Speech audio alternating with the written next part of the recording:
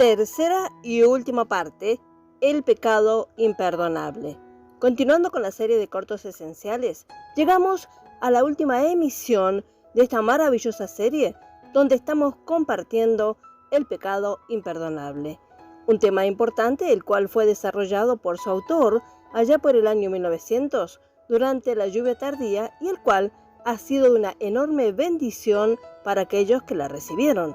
Así, en su versión podcast, queremos compartir con la amada audiencia este valioso mensaje de la palabra de Dios, el pecado imperdonable.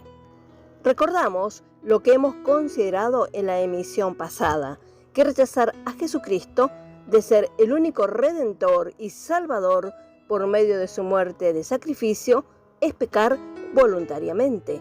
Este es el pecado imperdonable. Gentiles y judíos continuamente cometen el pecado imperdonable cuando rechazan la muerte sacrificadora de redención de Jesús. Mateo capítulo 12, verso 31, y leemos la referencia. Por tanto, os digo, todo pecado y blasfemia será perdonado a los hombres, mas la blasfemia contra el Espíritu no les será perdonada. Dice, todo pecado y blasfemia será perdonado a los hombres, si creyesen, porque Cristo murió por los pecados de toda la humanidad. Pero el pecado voluntario, el rechazamiento de su muerte sustituta, no puede ser perdonado porque ya no queda sacrificio por el pecado. Quiere decir que no hay otro que lleva los pecados sino Cristo. Las religiones exigen buenas obras para alcanzar la necesidad y eficacia de la sangre derramada de Cristo, pero no aceptan su muerte sustituta que los lleva a buenas obras. Leemos la referencia de 1 de Juan capítulo 5 versos 10 y 11. El que cree en el Hijo de Dios tiene el testimonio en sí mismo. El que no cree a Dios le ha hecho mentiroso, porque no ha creído en el testimonio que Dios ha dado acerca de su Hijo. Verso 11.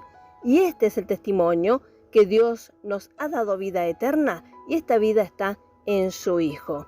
Así sintetizamos esta solemne advertencia, la que hallamos en los versículos 26 al 31 de Hebreos 10. Esta advertencia no es para personas salvas, sino para gente iluminada que rechaza la salvación de Dios provista a través de la muerte y resurrección de nuestro Señor Jesucristo. Los salvos nunca pisotean al Hijo de Dios bajo sus pies, ni cuentan la sangre de Cristo como cosa profana, aunque pueden fallar a Dios. Verso 29. Todos los hombres han sido santificados en la amplia provisión por la muerte de Cristo. Leemos el versículo 10. En esa voluntad somos santificados mediante la ofrenda del cuerpo de Jesucristo, hecho una vez y para siempre. Pero algunos rechazan esa provisión divina, como lo hicieron los judíos, quienes así insultaron al Espíritu de gracia. Ellos pecaron voluntariamente, es decir, se apartaron de la luz y de la clara y poderosa convicción del Espíritu Santo. Se les hizo saber que Jesucristo era el Hijo de Dios, quien fue enviado a redimirlos y salvarlos. Pero ellos, deliberada y voluntariamente, se alejaron de la luz del mundo. Esperaban que otro viniera y se ofreciera a sí mismo como sacrificio por los pecados. Por lo tanto, Pablo expresa, ya no queda más sacrificio por los pecados. Verso 26. Las mordaces y severísimas amenazas de juicio y la ardiente indignación, doloroso castigo y venganza mencionados aquí son para los adversarios de Cristo y su redención. Es sumamente indigno del amor y la misericordia del Dios de gracia para atribuirlos a gente salva, es decir, a los creyentes que por andar en su carne recaen y son derrotados. El apóstol citó Deuteronomio capítulo 32, verso 35, en cuyo capítulo aprendemos la ira de Dios expresada contra su pueblo profeso, los judíos. Ellos lo provocaron con su incredulidad y rebelión, tal como lo hicieron en el tiempo de Cristo y de la iglesia primitiva. Una condenación similar aguarda a la gran cristiandad hoy, ya que dentro de las iglesias llamadas cristianas hay personas no renacidas, causando así la creciente apostasía a causa de que ella está apostatando. Pero el juicio de Dios no caerá sobre los que realmente han nacido de nuevo, aunque algunos puedan ser castigados por desobediencia. Si los tales no se juzgan a sí mismos, pueden ser disciplinados por castigo por el Señor y a llegar al punto de ser heridos de la segunda muerte, pero no ser condenados con el mundo, ya que el juicio de los hijos de Dios es ahora, pues Jesús, como juez oficiante, está llevando ese escrutinio en la iglesia hoy, en este tiempo presente. Primera de Corintios capítulo 11, verso 31 al 32 y Primera de Pedro capítulo 4, verso 17. Y leemos estas referencias. Primera de Corintios capítulo 11, verso 31. Si, pues, nos examinásemos a nosotros mismos, no seríamos juzgados. Verso 32. Mas, siendo juzgados, somos castigados por el Señor para que no seamos condenados con el mundo. Primera de Pedro capítulo 4, verso 17. Porque es tiempo de que el juicio comience por la casa de Dios. Y si primero comienza por nosotros, ¿cuál será el fin de aquellos que no obedecen al Evangelio de Dios?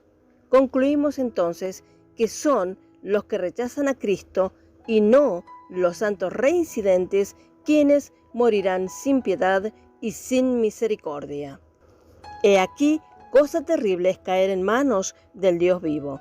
Recordamos el hecho cuando el rey David imprudentemente contó haciendo censo a Israel. Él aprendió de su grave error y exclamó en 2 de Samuel capítulo 24, verso 14, entonces David dijo a Gad, en grande angustia estoy, caigamos ahora en manos de Jehová, porque sus misericordias son muchas, mas no caiga yo en manos de hombres.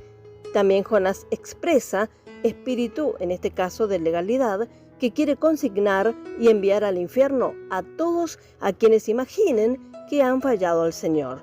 Se disgustó sobremanera porque Dios perdonó a Nínive cuando ella se arrepintió en silicio y ceniza. Él justificó su desobediencia, afirmando saber que Dios era clemente y misericordioso y lento para la ira y de gran bondad. Pero el Señor dice, si afilare mi reluciente espada y echare mano del juicio, yo tomaré venganza de mis enemigos y daré la retribución a los que me aborrecen. Deuteronomio capítulo 32, verso 41. Para recapitular, leemos 2 de Timoteo capítulo 2, verso 15. Procura con diligencia presentarte a Dios, aprobado, como obrero que no tiene de qué avergonzarse, que usa bien la palabra de verdad. Este es un encomio que el apóstol Pablo hizo a su amado hijo en la fe, Timoteo, del cual debemos prestar la suficiente atención para trazar correctamente la palabra del Señor y así ser un obrero aprobado por el Señor, impartiendo fielmente su palabra, la cual da suficiente consuelo a su amado pueblo, salvado por gracia. Gracias a Dios por su palabra fiel y por su misericordia en concedernos este mensaje superlativo de gracia que nos da reposo en la obra consumada de la cruz de nuestro Señor Jesucristo. Gracias al Señor por habernos permitido compartir esta maravillosa serie. A nuestro Señor sea la gloria ahora y siempre.